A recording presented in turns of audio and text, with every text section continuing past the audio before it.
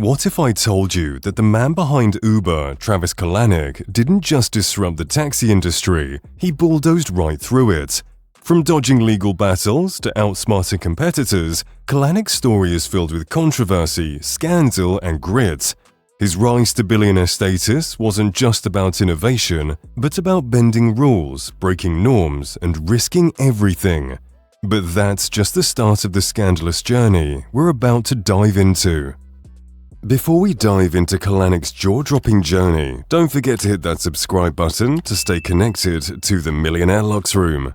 Here we uncover millionaire success stories packed with scandal, grit, and lessons you can use to build your own path to wealth. Hit the bell to be notified when we release our next deep dive.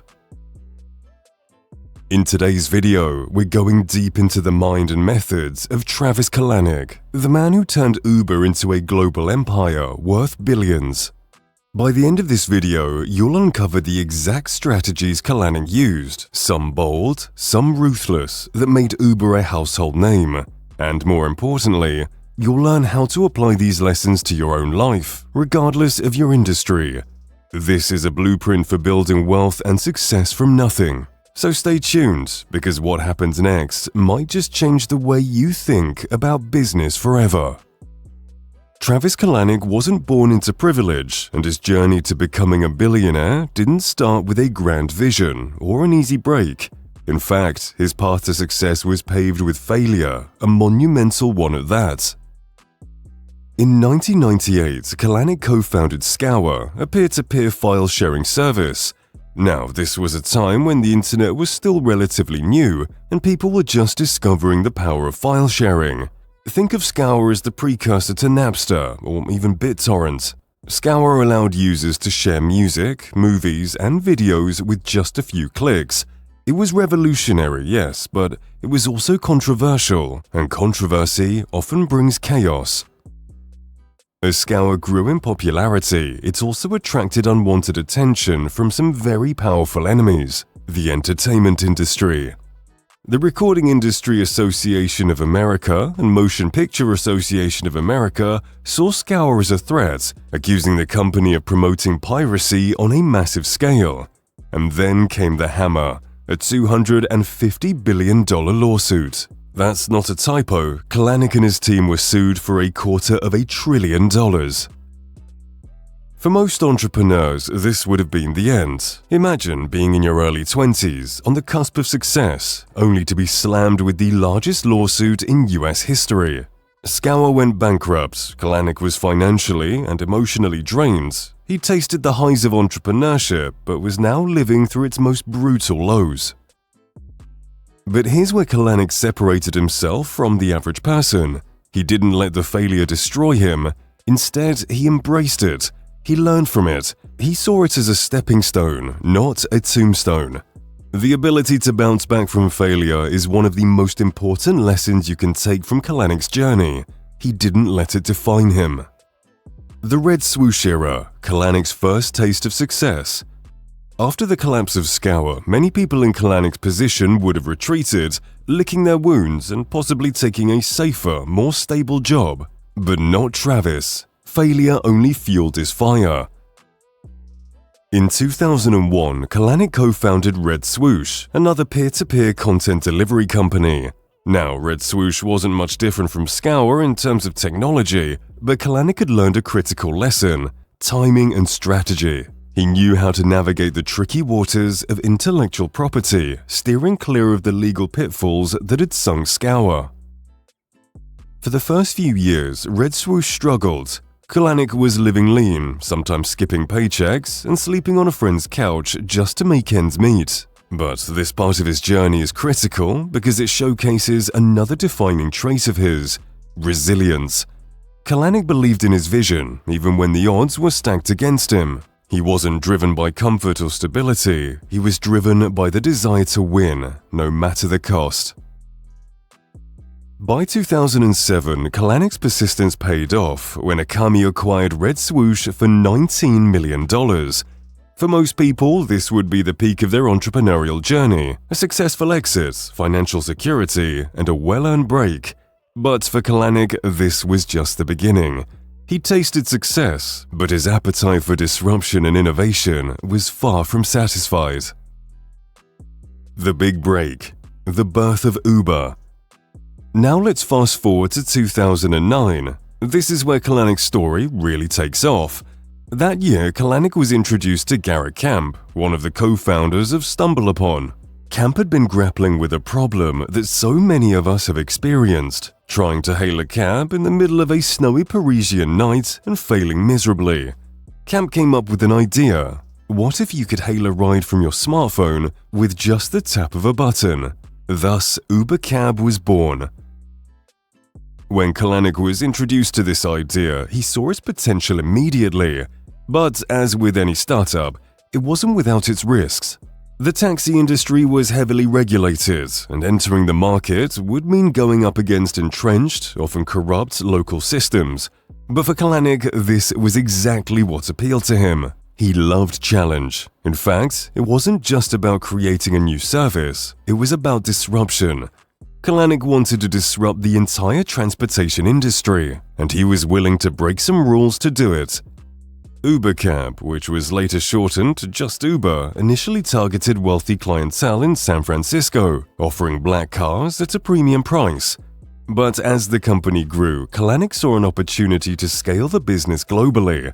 He wasn't interested in playing small. Kalanick didn't want Uber to just be a luxury service. He wanted it to become a global transportation network, a tech giant that would rival the likes of Amazon and Google. But as Uber expanded, so did the controversy surrounding it. The Scandals and Controversies, Kalanick's dark side. By 2012, Uber was taking the world by storm. Cities everywhere were adopting the app, and people loved the convenience of being able to summon a ride with a tap on their phone. But the very thing that made Uber so popular, its disruptive nature, also made it a target for regulators, taxi companies, and even its own employees. Kalanick's leadership style has often been described as brash and aggressive. He wasn't afraid to push boundaries, and this led to a number of scandals that would eventually come back to haunt him. One of the most notable controversies was Uber's use of a tool called Greyball. This secret software was designed to deceive regulators in cities where Uber's services were illegal or under scrutiny. By using Greyball, Uber was able to avoid law enforcement officials who were trying to shut them down. It was a risky, even borderline unethical move, but it allowed Uber to continue operating in cities that wanted them gone. Then came the workplace scandals. Kalanick's aggressive push for success had created a culture within Uber that many described as toxic. Sexual harassment, discrimination, and a hostile work environment were rampant in the company. In 2017, a blog post by Susan Fowler, a former Uber engineer, went viral, exposing the culture of harassment and the inequality within the company. Fowler's post opened the floodgates, and suddenly, Uber was facing lawsuits, protests, and internal chaos. And then there was the infamous video of Kalanick himself. In the video, Kalanick is seen berating an Uber driver who complained about pay cuts. Kalanick's response? He blamed the driver for his own problems, saying, "Some people don't like to take responsibility for their own shit."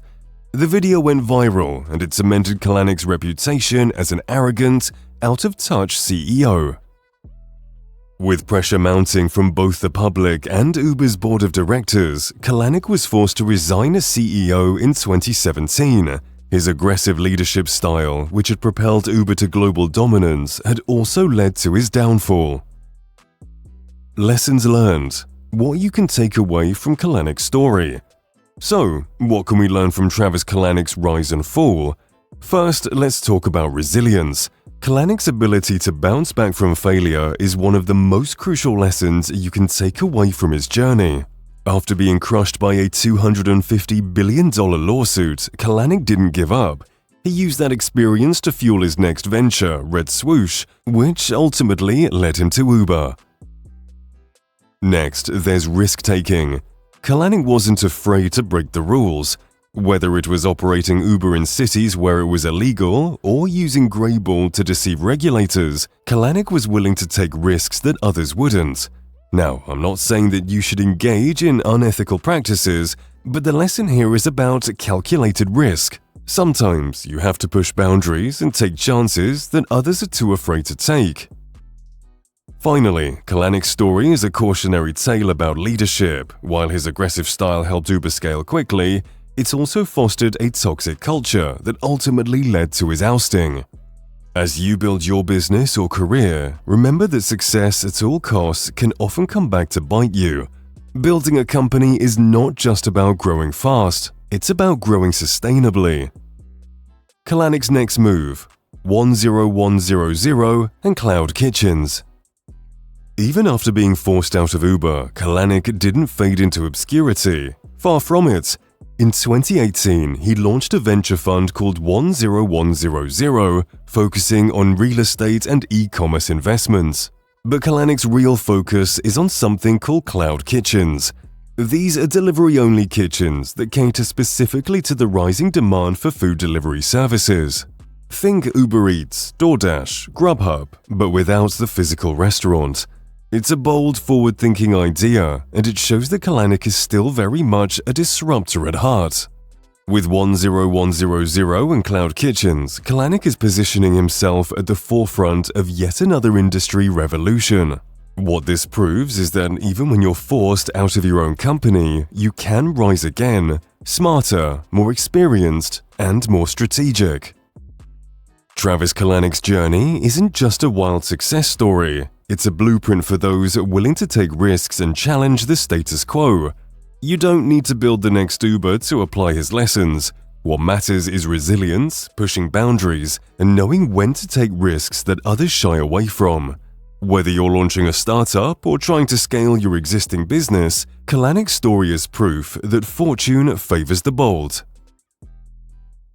If this deep dive into the gritty rise of Travis Kalanick has opened your eyes, don't forget to hit that subscribe button to stay connected to the Millionaire Lux Room, your go-to channel for millionaire success stories full of scandal, grit, and lessons you can use to carve your own path to success. Check out our latest video where we uncover even more shocking secrets to build wealth. Subscribe now and let's uncover the next billionaire's blueprint together.